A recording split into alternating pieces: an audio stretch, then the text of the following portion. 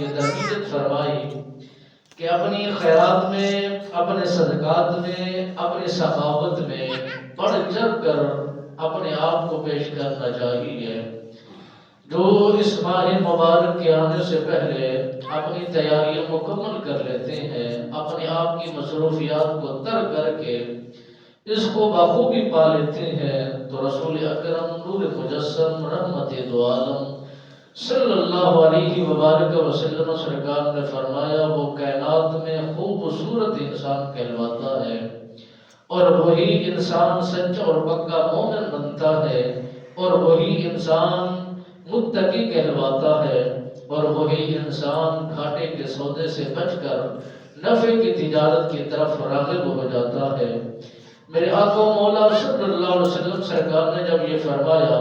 کہ تم اپنی سخاوت میں بہترین کردار ادا کرو،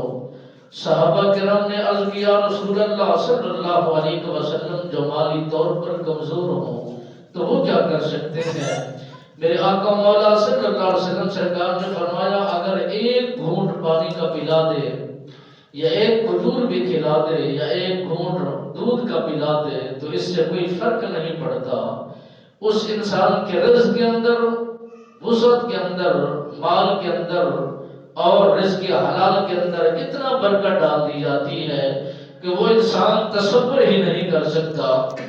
کہ خدا کی مہربانی کتنا ہو چکی ہے، خدا کی رحمت کتنا برس چکی ہے۔ حالانکہ پاکستان کا ماحول کچھ یوں ہے کہ اگر ماہ مبارک کا مہینہ آنا شروع ہو جائے، 10 کی چیز 40 پہ چلی جاتی ہے، 40 کی چیز 150 پہ چلی جاتی ہے، تب بھی انسان کوشش پوری کرتا ہے کہ میں یہ چیز بھی لوں، وہ چیز بھی لوں، ساری چیزیں خریدنے کا ذوق رکھتا ہے، جذبہ رکھتا ہے، اپنے دسترخوان پر وہ ساری چیزیں بچھا دیتا ہے۔ اتنا ظلم و زیادتی ہونے کے باوجود بھی وہ انسان کوشش کرتا ہے، مگر جو اس طرح